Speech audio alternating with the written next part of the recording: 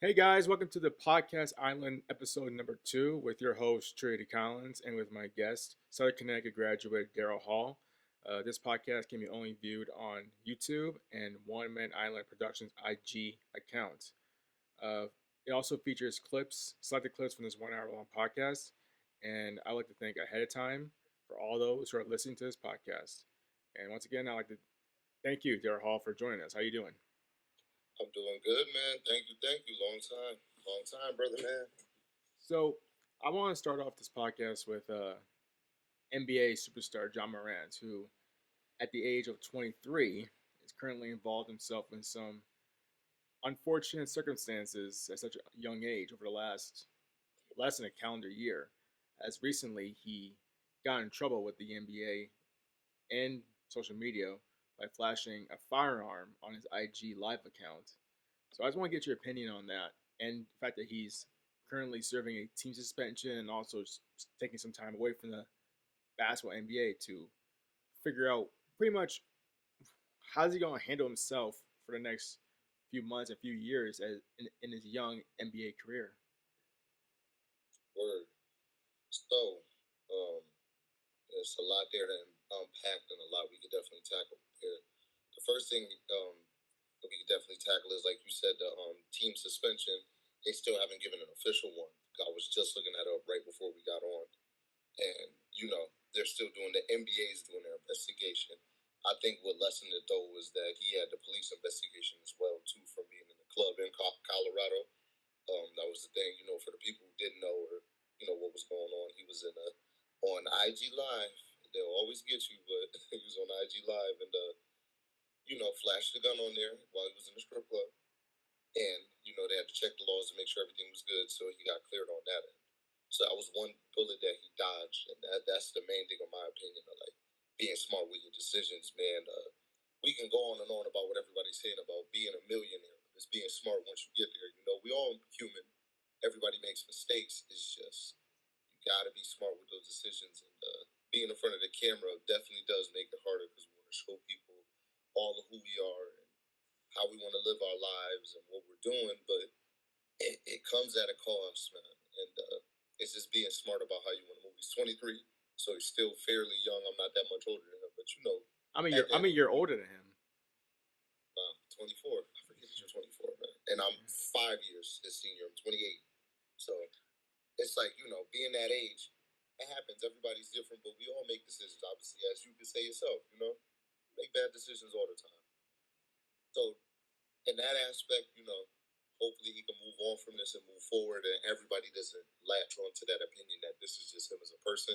He hasn't been making it easy, and for like his future references, it's just himself personally, but business too.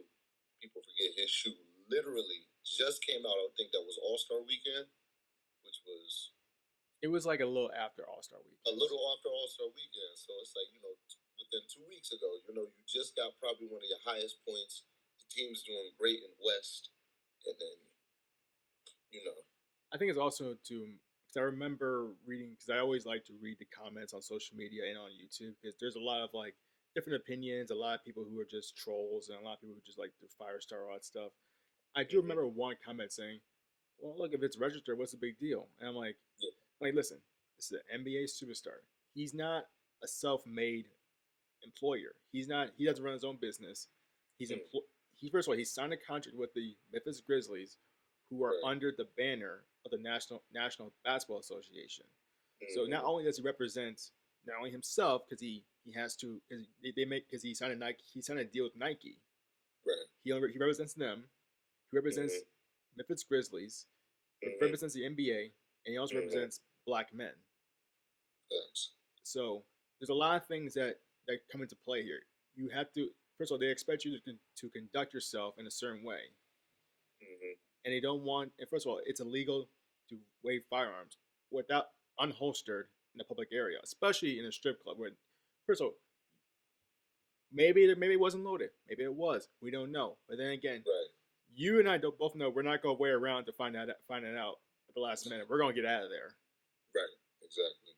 So it's important to understand that it doesn't matter whether it's concealed or not concealed. The fact is that he acted pretty, really immature for the fourth time this year. And right now, this is the time where he needs to, Mm-hmm. in my opinion, speak with guys like Allen Iverson about how precious this opportunity is for him. Because a guy like Allen Iverson revolutionized a generation. Like he influenced a lot of people to be themselves, no matter how the media perceives them to be. Wear your cornrows, Mm-hmm. be yourself. All right, because Mm-hmm. he got into a lot of trouble before he got to the NBA. And we got to Right. the NBA. Pretty much the only time he ever had incidences is pretty much with the referees. But outside of that, model citizen. Mm-hmm. I was gonna add to that and say another person you could talk to, which I think I haven't watched the episode, but he's offered his opinion on this by the time this will come out. Gilbert Arenas, who has Yes. had his own situation with what was way worse. It Mm-hmm. was in the NBA in an NBA arena in an argument with a teammate who also threatened him with weapons. So it's like take that as an example, moving forward from here where it could have been worse. But Mm-hmm. I think they're going to go a little lenient on him. At first, they were talking about a 50-game suspension, which is crazy. But also, you got to take into consideration what's going on there. Like you said, you don't know what it is. We just see this here.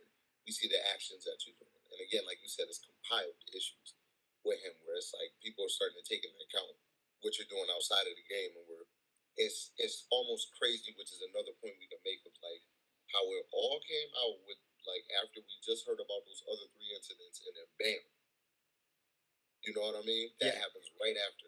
Yeah. So I was like, where were you guys when it immediately happened? Like you wait till it becomes he starts to really Mm-hmm. truly mess up and you don't come out of nowhere. Mm-hmm. It's Yep. and I'm gonna say that aspect for later in the podcast, but the part that I want to also bring into play is the fact that it was a gun. We had a lot of gun violence in America, not just over the past years, just times in the past few months or even just the past year. Mm-hmm. So, because I know you mentioned 50-game suspension hypothetically, Right. if that were to come past, and that maybe that's a little excessive. Would you say that maybe that is appropriate, considering that how much gun violence has been going on, and the fact that we always stress about gun safety and making sure that firearms is part of the Bill of Rights? I'm not saying we shouldn't have it. I'm saying be responsible with it. Shouldn't that play into factors like, hey, we're not gonna kick you out of the league. We're not gonna take away half your salary or 3/4 your salary. But then again, this is an issue that we protest about. It's happened to the black community, the Asian community, a lot of communities. Sandy Hook, Mm-hmm. we're from Connecticut, Mm-hmm. Sandy Hook, all that stuff. Yes, sir. So maybe 50 games suspension may not be so crazy once you understand what we've been fighting for the last sometimes a few months or even a year. Mm-hmm. Um, for sure. And that's the thing where it's gonna be like it's tough to say, but I'll say in this instance it will be correct because this is an international business, like you said. You forget how many levels of things you represent, and that goes into that saying of Charles Barkley fighting for that. I am not a role model. In this case, you are. You have to control your actions. You're not thinking beyond yourself when you forget that there are eyes watching you and they just are. You know what I mean? You can't help what the parents let their kids watch sometimes. However, you got to remember that they are. And then you can live in the arena, you can see it. You have all the young fans there. And that's especially what they're trying to appeal to, which is again another point of, they just kind of parted ways with Kyrie, who was their star point guard for their shoe models. And then kind of Ja came right after. So it's like you're just getting that seat in that position on top of the other things you already were.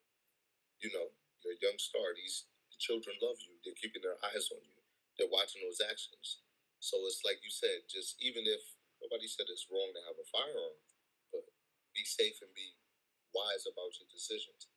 Having him not being that wise and making those innate decisions that you have to keep moving upon that way, you just have to know. And of course, we want to live, be in our own skin. When you got that many eyes watching you, it's going to be hard. And it's on your IG. This is just your own entity of your own billions of people who just love you, not people who just watching the game on top of that. It's international. It's not even, it's more fans than even 12, 13 years ago when Gilbert had his situation and the game was international then. And his is something different, but it's still, you know, we got to keep watch on those things. What I want to talk about is about the fact that he's a young man and transition that into other young celebrities, not just basketball players but actors. Because when I think about John Morant, he's 23 years old, younger than me, and you have Mm-hmm. more young cats like him coming into the NBA, NFL, National Hockey League, Major League Baseball, and they're young. They're getting these big contracts. Actors at the age of 10, 15, getting recognized in sometimes popular television shows like Game of Thrones, or sometimes the voice act for Family Guy, whatever. And so I'm thinking like, Mm-hmm. man, they're getting all this recognition, like, but they're so young that can weigh on them. Mm-hmm. Do you think a lot of times all that pressure can be detrimental for a proper um, human development at that young of an age? Of course, it is certain things you have to be prepared for when people put it in front of you. Thank God he's had so many examples of good and bad, and in his profession to show him how to do it, and from the areas he's from. There's players from South Carolina just like him that have made it all the way to that pinnacle, that are champions.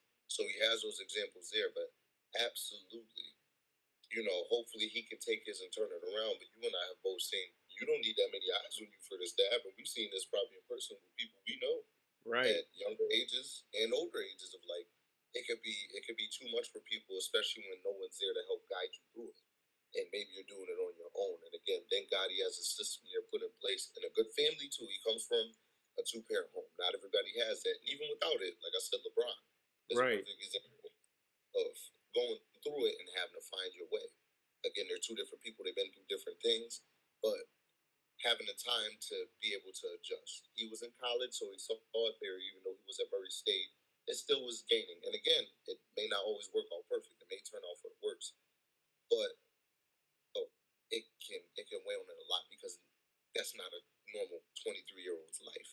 You Right. feel what I'm saying? It's just not to have that many millions of eyes on you at all points in times. And we see it more often. And now, like you said, there's so much more of an influx of it than when we were kids. You get what I'm saying, or at younger ages of and how fast that's happened in maybe what 20 something years. Like you said, we're in our 20s. It's not that long of a time. I mean, social So media is getting crazier and crazier each day. More and more applications coming out, dating sites, mm-hmm. different ways to consume the product. No matter if you're an actor, a celebrity, or a politician, there's a camera somewhere that's probably on you. You probably don't even know it. Absolutely, and it's that idea of somebody's always watching. That's what again I could have added that to the last one, but you just got to think about that. We feel that way this way of like even transferring through here.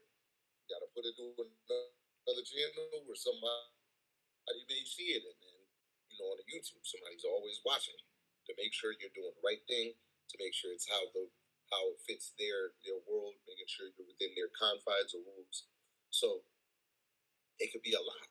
You know what I'm saying? It could be a lot. And then when you know they're watching, then what? Because that's the added pressure. Like you said, that's when you don't know. But it's different from when you do know.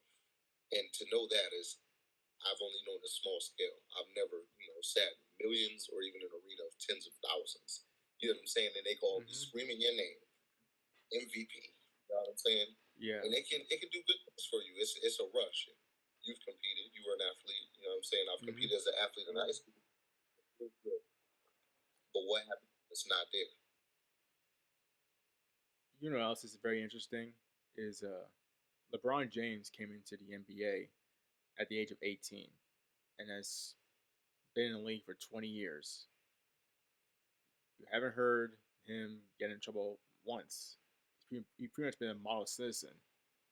So the thing is very impressive is that it can be done, but a lot of times it does involve the circle that you have, the people that you surround yourself with, whether it's older veterans or just people that you trust very much from your own community.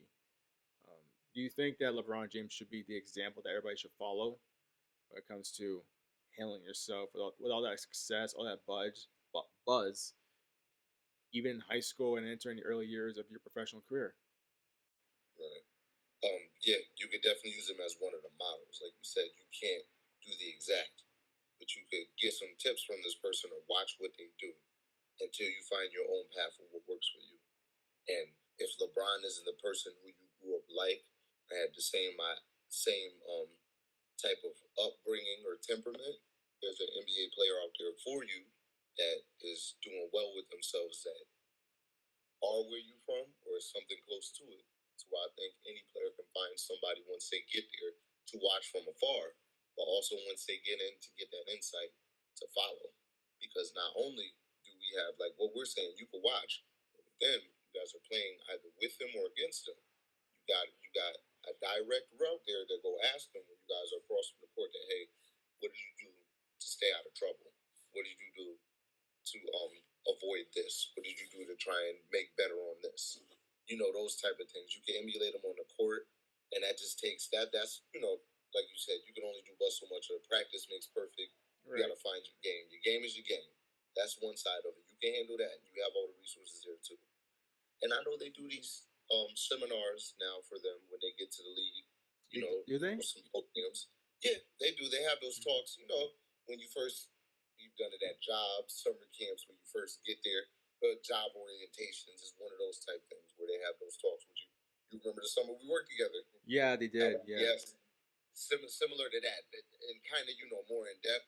But they have those orientations and those talks with them from guys in the league, and they have the Players Association. Mm-hmm. That's one thing that we don't want to miss out upon because they have the Players Union as well too, where they provide some of these things to help them out, and more so now than back in the day, which is why people said it's hard to understand. But there are some aspects to be talked about, or like having those veterans there, as you say, with LeBron to be on the team. That's why I said other players to emulate, because you can have veteran leadership there.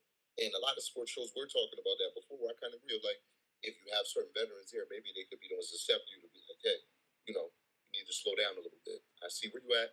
I've been here. Or I know somebody that's been here. Right. So even if it isn't directly LeBron, there could be somebody on your team, which is hard nowadays. Like you said, the players are so young, but there is players who've been around for 7, 8, 9, 10 years that could come pull you to the side and maybe have those conversations with you on the team. Yeah, and like I never really I guess the closest I can relate to that, and I don't want to speak too much about it because I know I'm still friends with those guys. I want to put their personal business out in the forefront on any kind of platform, but to be as to generalize the story as much as possible, my freshman year, look, the track team, men and girls, is very big. It's like well over 100 boys and girls on the team. Let's just say that we ran into some issues my freshman year. A lot of the freshmen and even seniors didn't compete at the conference meets. All right, and here's the thing: the amount of juniors and seniors was very thin, but the sophomores and freshmen was very, very thick. So you have a lot of even sophomores can be. That's why they call it sophomoric. Freshmen, and freshmen are even more sophomoric than the actual sophomores. Mm-hmm. But the thin layer of seniors and juniors led the way and made sure we knew we had to be on time. We had to hit our times at practice, hit our distances, stay on the ball 24/7. Right. And that's one of the big factors into a successful team is that you need to keep the core part of the team. There could be an older veteran that probably is a role player, but if there's a guy that was drafted from the very first draft of building a new culture of the franchise. He's been there for 10 years, and now you're transitioning to the next phase, and you're bringing this hot gun from either Georgetown, Clemson, or Gonzaga, North Carolina, Duke, whatever. It's important that he rooms with that veteran. That way he knows, hey, this is how you practice, this is how you conduct yourself. Here's where you shouldn't go in season or out of season. Here's what you shouldn't be doing. Here's what you should be hanging out with, including some of your whole time boys, because some of them will root for you, but some of them will leech off of you in the bad reasons, and that's what that's what they will tell them. That's true. Can I add a side note to that for people when he tells that story? It's for the audience. I'm gonna break the fourth wall real quick. You know what I'm talking about. But for the audience to understand that story, he comes from consecutive conference championships. He's not trying to gloat, but I will do it for him. And I don't think they have stopped. Didn't they just win again? Yeah, they always win. Congratulations to the squad. But that's where I'm like, they always win, but this is why you tell that story, because you come from greatness. He doesn't want to say it, but that's what he means. Like this is how you kept that going, because before them there was a standard set. You know what I'm saying? And the people who were there, the veterans you kept there at the school was college, but again, had left, nobody went on, and it continued on, and it still continues today when you keep the core people there and the coaches. That's Yeah, another key, which is a different story for a different day. I can't blame the coach for this, but it's like when you have those coaches there that are able to set that up and create what is culture. That's basically what we're speaking of, the culture of a team to do this. You know what I'm saying? That longevity and having the elder leadership helps. and the important part is holding each other, and then for the coach, holding the entire team, and sometimes even himself accountable for everything. Because Right. I remember one time, I think we had a conference meet before the New England meet, and so we won our conference meet by a record amount of points, and so everybody was feeling good about themselves for obvious reasons. The next week we had the New England meet, which means we're going up against URI, University of Rhode Island, Northeastern, UConn. We're going up against like the bigger schools with bigger budgets, probably better recruited athletes. And a lot of our athletes are either walk-ons or probably like, because I heard a story one time that Coach John Wallen, our track and field head coach, always finds the second and third place kids, boys and girls, because they're probably more hungry than the first place kids. So I remember one time because Coach had us in a meeting on that Monday, that first Monday after our conference meet, the first Monday before the New England meet. He literally ripped us a new one, saying, "You guys better stay on the ball this weekend. I don't want to come in second or third. We're going to win this damn meet." You know, he's pretty much like yelling at all of us, even the ones who came in first, second. He gave it to everybody, and that's pretty much like not letting your foot off the gas and understanding, keeping yourself on the ball, understanding, keep yourself focused on what the task is at hand, and that is you have a job to do, winning a championship, and also getting education. Both those things are important. In the NBA, or even in any part of your celebrity life, is that you have a job to do, and also representing yourself, sometimes your culture, in the best way. Because there are stereotypes that can hinder. You'd be like, "Hey, see that Mexican guy? Exactly what I thought." Or that black kid? Exactly what I thought. You know, and it that's happens. kind of almost what was happening to him. You know. Yeah. I remember watching a stand-up comedic, Bill Burr. He was talking about Tiger Woods getting sued getting like $50 million, and even just recently, his ex-girlfriend is suing him for $30 million, and it's kind of like those things where like because his point was there's nothing out there to prepare you from the temptations that you will naturally have as not just males but females. There are things you want to buy, there are things you want to do that sometimes people weren't afforded to do because some kids either come out of bad homes. You know, you probably wish they could be that rapper or that celeb or whatever that person they always wanted to be, but they realize, hey, that's him. You can't be the NWA. You can't be an Ice Cube. You can't be a Dennis Rodman. You can't be a Sam Jackson. That's just them. You gotta be you, and that's the part where you have to be true to yourself. And that's funny because it seems like with circling back to Ja, that I've seen some people question that, and it's like it's a hard thing where people are bringing that up to, and I don't know it to be true. If this is always who he is, and the people around him say it is, then fine. But the authenticity, or like you said, finding yourself, because even if you are emulating things that you may not do in real life or trying to show people things that you're not necessarily really who you are, then it's hard. Like you said, you're gonna be authentic, and then you're gonna find your own path to be the best you, which is all you can be. Don't, which is like you said, of being the role, like we both spoke about being the role model, having people follow who you are. And in my job, I tell the kids that all the time: not follow what these other kids do when you see them doing the wrong thing. I know it looks funny and it looks cool, but when it comes down to it, it's not going to serve you in the long run. And obviously, they can't foresee the future, but we're like, look, for your own best interest, it should be just be your own self, be singular, or emulate those who do great, emulate those who are doing good. Once you start finding your own path, create it for yourself, like you said. I want to transition what we just said right there about following people and kind of like the company that you keep and use that as a topic because it's important to surround yourself with the right people. All right. For one, I will admit this openly that I'm very I like I like being my own space.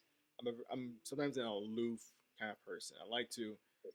I'm more of a person that like to stand back and watch everything go around and see, can Right. I be friends with that person, or can I do I fit in that circle? Not the most. Mhm. I'm not an extrovert. I'm an introvert. And the reason why I say this is Mhm. because I come from Middletown, Connecticut. I pretty much had two close friends throughout most of my entire life. Even when I was in high school and I was on track and field teams, football Mhm. teams, Mhm. I still had those two friends with me because they grew up with me. I know they're good people. I know, and our families they became close. And so my point is that like there's gonna be times where you want to expand your circles. That way you won't feel as claustrophobic in your own personal life. But it's important to know that it's better to have five great friends rather than 100 okay allies. What do you think about that? It is, because that's been my life too. It's a few more than yours. I had like four or five that I have, and most of them have been from my hometown that I grew up, and a few from college. But most of them I met like throughout in high school too. Let me not say there's two from like high school when I moved to Bridgeport, but most of them have been my friends for 10 plus years. And as you said, that's a rare thing to say. That's a hard quality to find. To find those lifelong people, and we're saying friends. I'm pretty sure to them they're essentially family, right? Oh, could you repeat that again? I'm pretty sure to you they're essentially family at this point. Oh yeah, I mean, I remember a few times where we would get up at like maybe 8 o'clock in the morning. We'd be outside from 9, and we'll stay outside until Yep. sunset, and sometimes even 11 o'clock at night during the summer. Like we just and we didn't matter what the activities were. We would ride our bikes down to a plaza. We'll walk. Mm-hmm. We'll just play catch with a baseball because we're all baseball players. That's not how we met, but that's a sport that we gravitated towards. And it didn't really matter as long as we were just hanging out with each other, and we just never left that area. We never got into any trouble. I mean, Middletown is nothing really. It's if you get in trouble with Middletown, then you looking for trouble then. Mm-hmm. But it's you. And here's the thing: you would know when it's like within the first 5 minutes where that person is the kind of person you can or you should be around with, whether it's an adult or a person that's your own age. Right. Um, the same for me. I could sit there and say with them like it's been that like I would even when I moved to Bridgeport for the same ones that still lived in my hometown of Norwalk. I go, I leave, get there about 2 3. I'm not back home to my house at 2 3 in the morning. Like I was staying down there all day with them in high school, man. It was just always that type of relationship, and anytime I got to spend that much time with them, we would like. And then when I went to community college before I got to Southern, both of them went there. So now we're together every day. When I was the president of an organization down there, they were both on my e-board, and another friend used to come down to support the events. So it was always that way where we kept that connection. It's crazy. We all end up back going to the same college. So a lot of us just ended up accomplishing a lot of goals in life together. You know what I mean? But Yeah. regardless of when we moved away from each other, friendship never faded or folded. And just like with them, probably with you, they're like my family too. But it'll go right back to as if the same conversations from the last time we saw each other. We could go without months, some of them years, and then when I see them, it's just like yesterday. So Right. mm-hmm, mm-hmm. It's crazy because it's like a I knew my closest friends. I was 6. The youngest was 4, and the other one and little brother was 3. So to say that we grew up together is I'm being dead ass serious. Like we were neighbors, and it just blossomed, and like we couldn't tell you how we met. We just know that we've been friends for years. And mm-hmm, I remember because I when I graduated from high school, mm-hmm, that was the last time I saw them for 2 years because I was in New Haven, they're in Middletown. They were doing their own thing and blossoming and mm-hmm, developing themselves into wherever life took them. And I was, I was going to school, going to track, trying to find internships. Like our lives just split, and that's kind of like the scary part of growing up because, and as far as like the community that you built, you kind of don't want to leave it, but you realize that you have to in order to grow yourself, in order to develop yourself, right, and knowing how to make new friends, and mm-hmm, how do you adapt into new environments where it's not a safe space anymore. It's Sometimes it could be a different people or different environment, different roads, different Mhm. people that you see on the street that talk and slang different slang words. It's just Right. it's a reality that you don't want to that you know you're gonna that's inevitable, but Hmm. you know you're gonna have to take it. And I remember coming back after 2 years and seeing them. It felt like they aged like 2 years. Like you feel like we're grown ups now. Our voices are deeper. We're like Yep. young adults, and it's like you know they're the same person, but you feel like this doesn't feel the same anymore. But you learn to just grow with it, and Hmm. you just learn to know that they're doing good. I know I'm doing well, so you just catch up and just try to relive all the glory days. Right. Right. For me, that was when I got to Southern. It was like months at a time. Again, I wasn't far from home, so it was easy for me to go back a weekend and catch up with everybody. But there was a time where a few of them were away for a little while for some different stuff. And again, like you said, you missed him. I could reach out to him here and there, not as much as I wanted, but when we got back and we saw each other, it was just like yesterday. Like you give him the biggest hug when you see, but it was one of those situations where, like you said, you used to seeing somebody all the time. Sometimes life happens, and certain people may take it for granted when those moments happen. I've had a lot change to me where I had to kind of adapt on the fly a little bit, so I kind of had to move and maneuver and learn how to, you know, just live with things. But like you said, once you're able to come back to it and see them, it does feel different sometimes, and it's crazy, like you said, especially when you know you knew your friends longer than me, but when y'all known each other for that long, thinking back to the day where you met, I'm like, this is weird. It's kind of unreal. I'm like, there's no way we're adults. That'd Is be the other part with exactly some of them. I'm like, there's no way some of y'all are adults with children. There's no way. that part. See, some of my teammates from the track and field team, some of them are either fathers or Mm-hmm. mothers now. And I'm like, what the hell? It was like it Yeah. wasn't 2 years ago. We were teammates competing at conference meet, and now you're nursing. Mm-hmm. Now you're Right. a family. It's like life goes by Right. way too fast. That ain't right, man. That. Like that. Mm-hmm.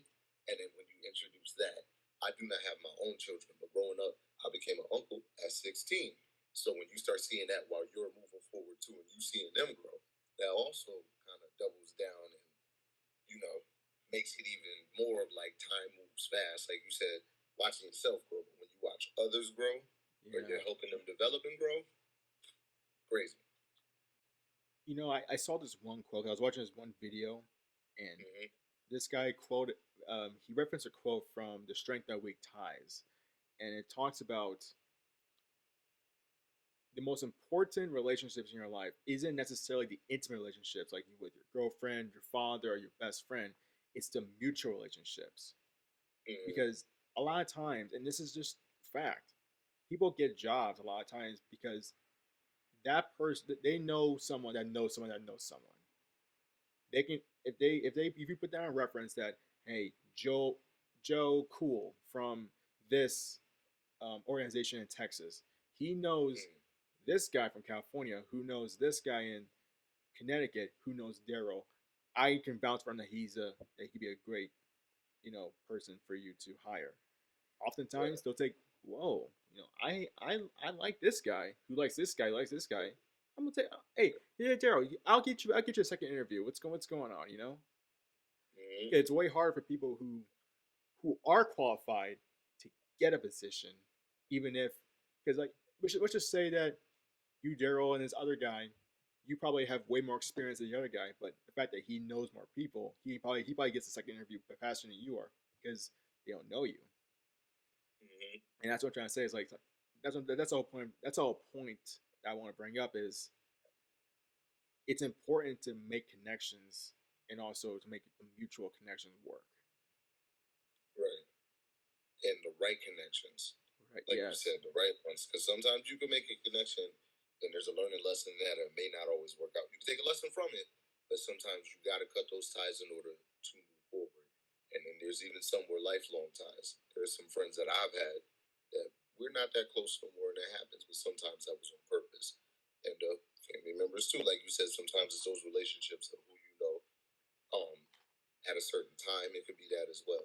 Sometimes there's those other relationships too where you gotta cut those ends and be like, you know what, this isn't the best for me right now.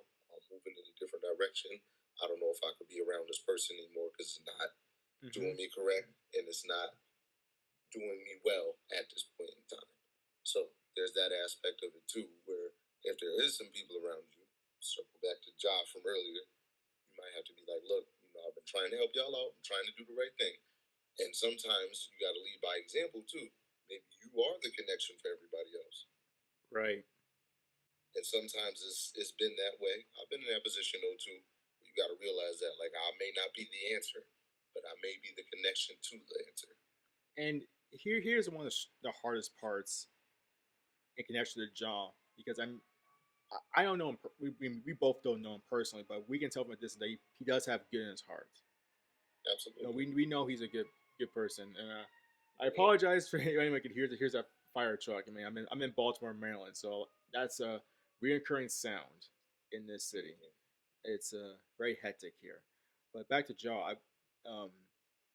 you and I both know that there are people in our family that we love to death, that are there for us 24. Like for me, it's my godmother. She's pretty much like she reminds me of Medea, but only she's not as willing to destroy or kick anybody's butt physically, but she will lay down the law for you. Like, hey, listen, what you're doing is wrong. I love you, but I want to like let you know what you're effing up. And so my point is that like there are family members who will be a positive for you, but there are family members who you need to distance yourself from because they can definitely ruin your entire empire, and that includes friends too. Yes, that's for sure. And we may not know what it may be, and there's always those hard things of it. Of like sometimes people don't always. How do I say this in the right way? People don't always like appreciate. They can envy. Right. You know what I mean? People don't always want to emulate. They want to have. Correct. It's not like they always want to continue with you, so they just want to be you, and they're mad that they are not you, and that can happen sometimes where you may not see it that way, or it may not come out until they see like, oh, this person's successful, and I don't have what they have, or I'm not the one in front of them. It can be that way, and it happens. And sometimes, like you said, that's relationships you gotta let go of, you gotta cut off, because those will be the ones that get you like dragged down, and it may not be of your own actions. It could be them. You may, and a lot of the times, in John's situation, this is directly him, but how many situations we can sit here and hear, especially in the NBA or any entertainer, like you said, it wasn't them. It was the person that they were with that caused this to happen. Or there was an altercation you had with one said person, and both of your friends are now dead. Nothing happened to y'all, but because y'all were doing so much, the people around you, everybody's hurt. And that's why I was like, it could go either way. Either they can do it to you, you can get hurt by their actions, or vice versa. You may do something to get them hurt. So it's always that point of moving smart and making sure everybody around you, like you said, is good and being able to move. Sometimes that can't always happen, or everybody can't understand that. And it's not that we all got to be the same person, but we could all move on one accord and move the right way when we're all doing stuff. You know? Yeah. Before I get into the last topic, which is black films, I just want to like bring up one thing about what I've been doing over the last few years. Mm-hmm. I attended Morgan State HBCU school. That's what you're doing in B-more. I was going to ask what you're doing down there, but that's dope. Yeah, I wanted to go to grad school. I want to go to grad school, and I had two colleges on my mind. That was Towson and Baltimore. Sorry, Morgan State University, and Towson rejected me. Yeah, Towson rejected me, so all that's left was Morgan, and they accepted me. And to say that was a great, even though it was during COVID, to say that was a great decision is it would be understatement because I grew up in Middletown. It's predominantly a white town, so yeah. I rarely got a chance to truly hang out with a big group, vast group of African Americans. New Haven introduced me to way more ethnic backgrounds, especially for African Americans like Jamaicans, Nigerians. I got a chance to really gravitate towards them and just pretty much like in like adapt myself into knowing different cultures and different subcultures of that culture. Yeah. Latin Americans, Asians. It's to me college can be the greatest thing because it can just introduce you to different cultures and for you to really Absolutely. understand that yes, African Americans do go through a lot, can catch a lot of hell, Hmm. but it doesn't mean that the Asian community doesn't catch a lot of hell too. Right. And Absolutely. then going to all black school, if I to say that it felt weird because I've never been in an area where all I see from left to right, It's up and down, under my legs is black. you. Exactly. I was like, my God, that's Yeah. so wonderful. Right. That has to be. I know we got to move on, but then you got to do an episode with on that itself. Hopefully, I can do it with you. Like I said, I visited Morgan in 2015. I wanted to go to an HBCU without being in Southern. My experience was different because of my high schools. My first high school was predominantly white, or a little more. I can't say it was all. It was mostly, but not all, and there was some ethnic in it. But once I got to Bridgeport, when I went to Bassett, it was predominantly black. So that's where I had my experience. I think when I got to Southern, I was already with that group of people. Though I wanted to go to HBCU, I look back on it now like I had that experience. Maybe I didn't need it. That's why I want to do the episode with you, coming from where you come from. And that's why I love to hear that you had that experience, and I'm glad it did because I can imagine, how it's making you feel or having that experience. And I'm glad for you especially, I'm glad you had that. So We can do that down the line. Maybe next month we definitely can definitely talk about um, life in a PWI versus all HBCU. HBCU or all black. We can tell you the difference from that from our perspective, and that could be that can go really deep. But but what's what? I also want to know about your experience living in Maryland. Well, I said I my also want to sister's know down about here. your My experience sister's living in down here Maryland. too, so that's one of the reasons why I come when I come Okay. down here because Okay. she's Good. Good. a Good. full generation older than me. She's like 18 years older than me, so Okay. there's a huge gap as far as like what we could discuss about because what was hit for her is not. Discuss. I'm Yeah, I not even forgot gonna like about that. That's understand. right. Yeah, so when we talk, it's when we talk to each other, it's like we know we're siblings, we know we're related, but it just feels like we're just adults talking. It doesn't have that Right. that same chemistry, that same you know um, you rub the head, you put your in like a little headlock, rub the head kind of thing. We didn't have that kind of relationship because Mm-hmm. I didn't really realize I had a sister. I mean, I knew I had one, but I didn't. It didn't click in my head until maybe when I was in third grade because she went to University of Maryland, College Park for undergrad, and then she went back to Connecticut to get her doctor's degree. 8 years of schooling. Then Yeah. she went down to Virginia. She started working in the medical field, and now Mm-hmm. she's pretty much set for the rest of her life. She's done great for herself. And sometimes when I go in her house, I'm like, So one of these days I want to get a house like this. that's what's up, man. Um, but that's a different experience. I forget about that too. Whereas my siblings, the oldest is only 6 years apart, so I got that relationships with the. You know what I mean? I grew up with them, so it's a little different, like you said, of having that experience. But definitely one day we got to talk about you going to HBCU. I love that for you, bro. Congratulations. I'm glad you have this experience, bro. All right, I so visited and I love the school, by the way, but I want you to talk about that experience too of being on campus. okay, so That's dope. Yeah. let me say one thing before we talk about movies. Um, Yeah. so COVID happens, all right, and I didn't get a chance to pretty much finish my indoor season because we were in Alabama for the national meet, but COVID cancels that.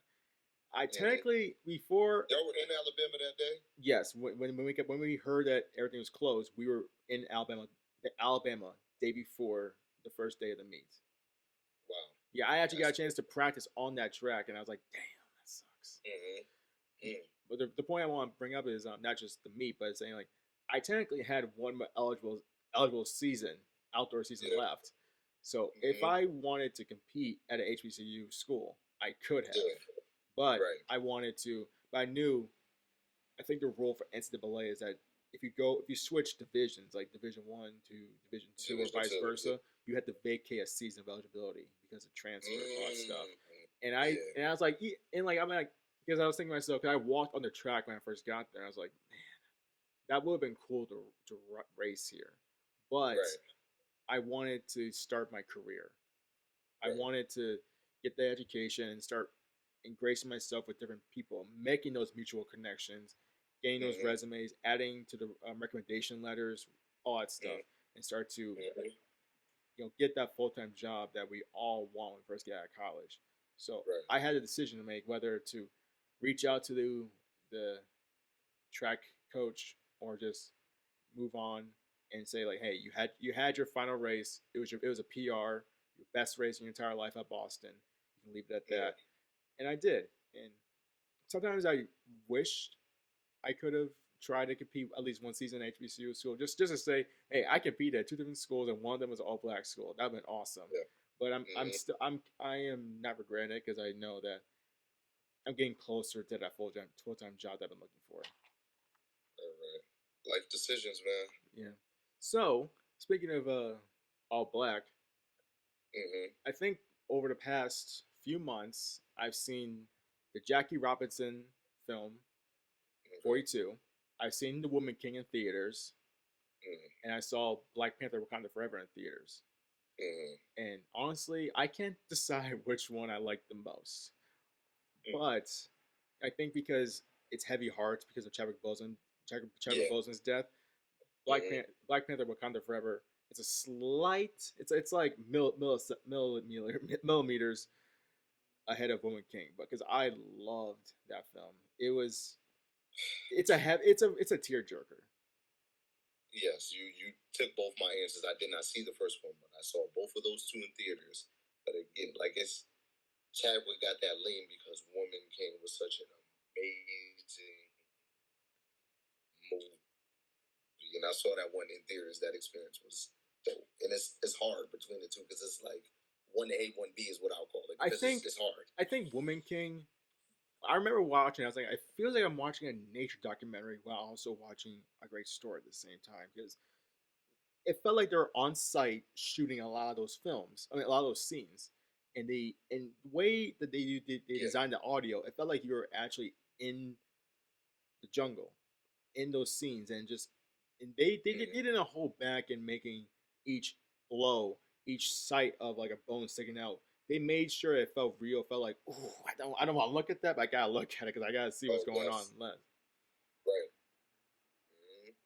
And the way that they kept that environment too in West Africa for the Dahomey, like how they just authentic it was, them making the palm kernel oil, Mm-hmm. them having the port, having the I believe the Portuguese coming in, telling that whole story of how everything went was such a beautiful thing, and the fact that that story being told, these stories don't get told of how that happens. You get what I mean? Yes. Unfortunately, it uncovers the uncomfortable truths where like there were tribes who often got tricked into partaking in it Yeah, with like giving like up their own. like we became our own worst enemy. Yeah, but they were already enemies. You know what Yeah. I mean? We didn't look at it as this. They looked at it as just tribes. They didn't look at it as like me and you. We're both black, right? Yes. But they don't look at it in that aspect of you're from Middle. They looked at it in the aspect of not being both black, but you're from Middletown. I'm from Norwalk. Right. We don't get along with them, so we're gonna give them up. And Mm-hmm. that they talked about it. That's in the dialogue in the film, like you said, where they started. They are us. You can't keep doing this to them because Mm-hmm. you got to remember this could be us. They could essentially be giving us up. So that's why, like, I love how that story's told in the women part of it.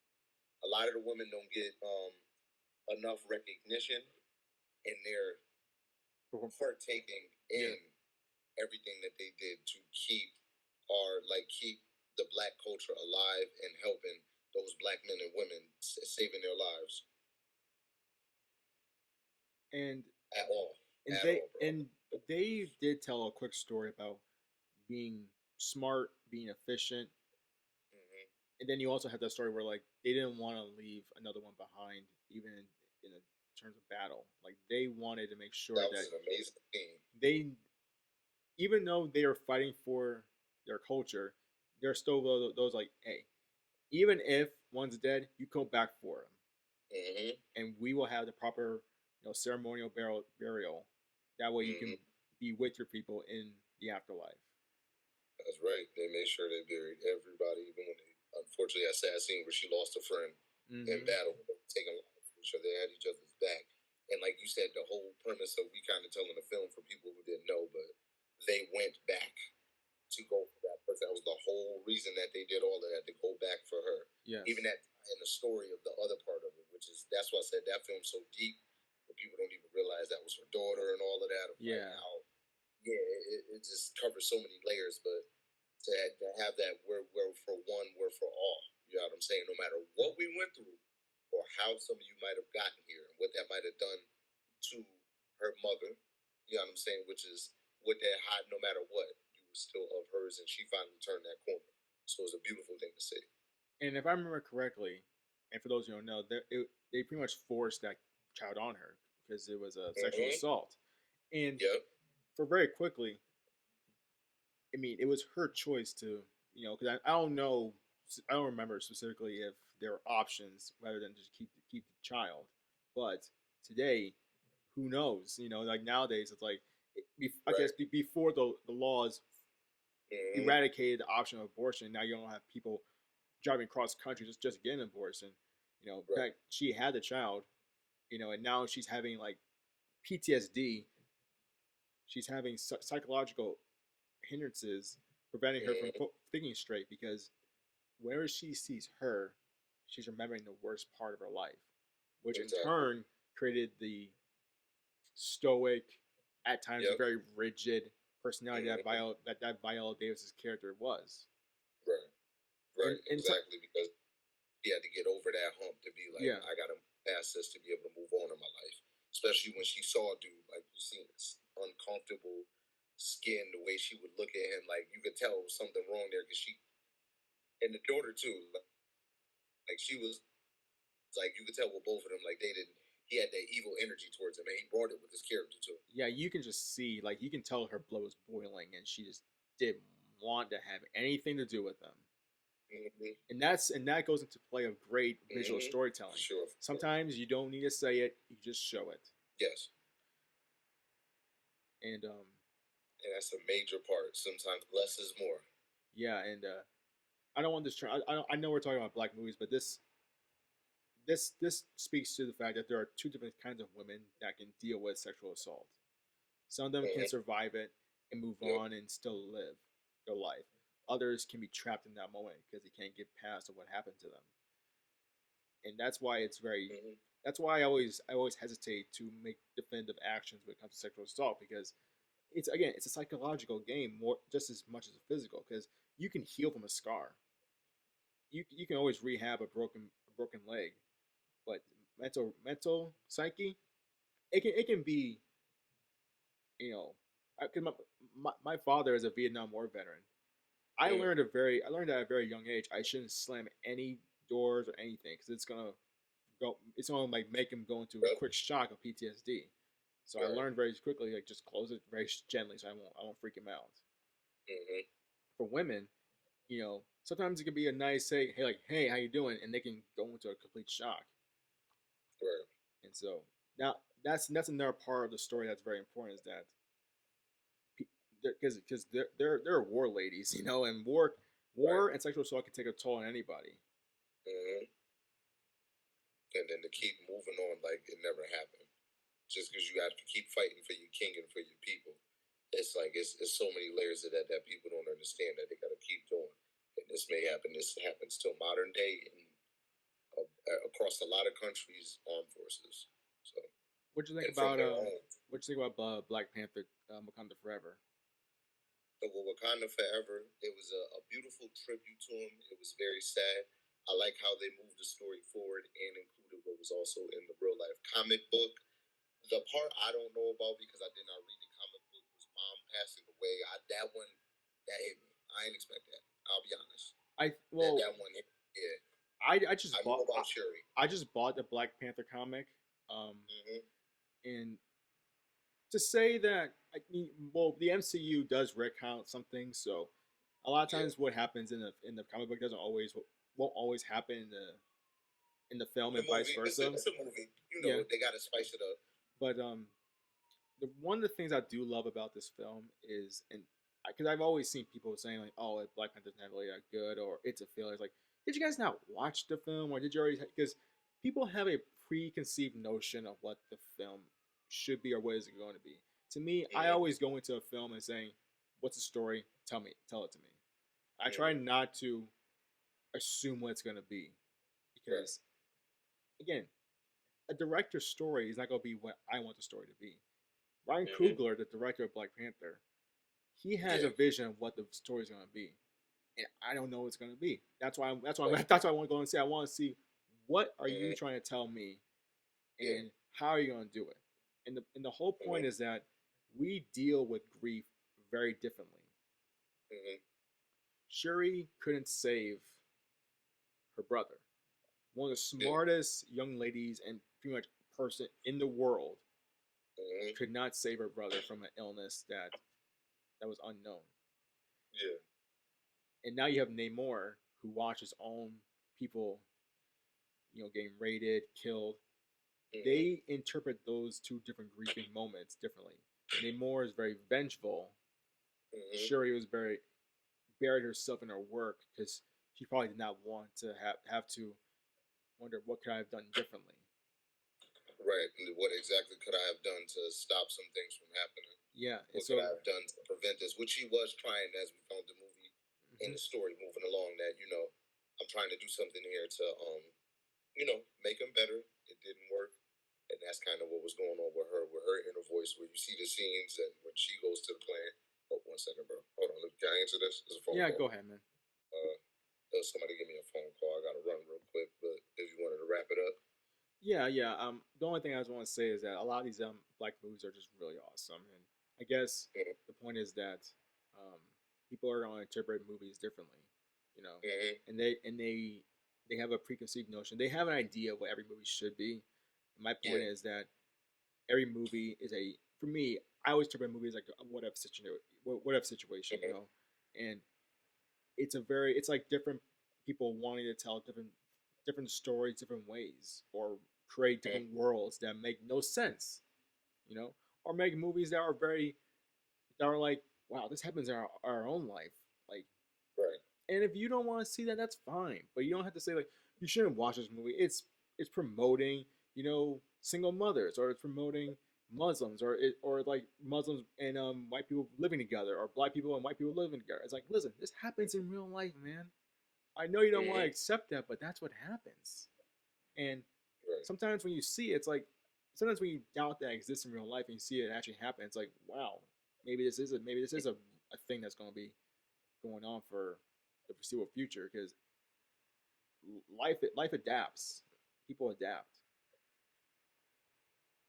For sure. For sure. And people got to realize sometimes that we don't always want to see it, but you need to listen to the story and maybe you'll change your mind.